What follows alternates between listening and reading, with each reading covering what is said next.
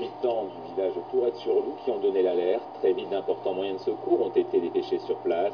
Il s'agit d'un hélicoptère privé qui est parti ce matin de Sospel avec à bord 2 personnes dont on vient il y a moins d'une heure de retrouver les corps. Bernard Persia, vous êtes sur place. Avez-vous davantage d'informations à nous donner ? Oui, ce que je peux vous dire avec certitude, Olivier, c'est qu'effectivement le crash a eu lieu ce matin aux alentours de 9 h. Vous l'avez dit, c'est un témoin oculaire qui a signalé l'accident. L'accident s'est produit en dessous de la route départementale 2206 sur laquelle je me trouve, dans un secteur très accidenté appelé la Camassade. Il s'agit d'un appareil qui appartient à une société britannique qui effectue un vol privé entre Sospel et Avignon. Le directeur de cabinet du préfet des Alpes-Maritimes nous a donc confirmé qu'il y avait au moins 2 victimes, peut-être plus.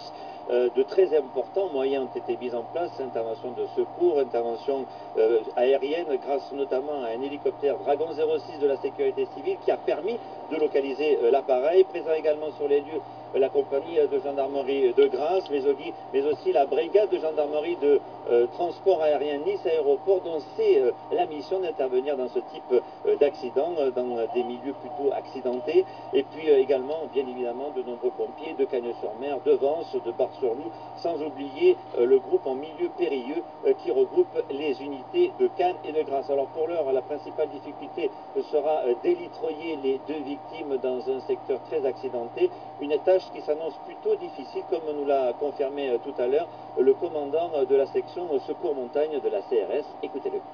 Nous allons acheminer les effectifs CRS sur zone pour récupérer les 2 victimes et ensuite acheminer l'officier de police judiciaire de la gendarmerie pour qu'il procède aux constatations judiciaires. Donc vous allez être élitreillé? On va être élitreillé sur zone, oui, effectivement, puisque c'est une zone difficile d'accès vers laquelle on ne peut accéder à pied directement. Donc voilà ce que l'on peut dire pour l'instant. Vous m'entendez, Olivier? Oui. Merci Bernard pour toutes ces explications et décidément une sacrée loi des séries.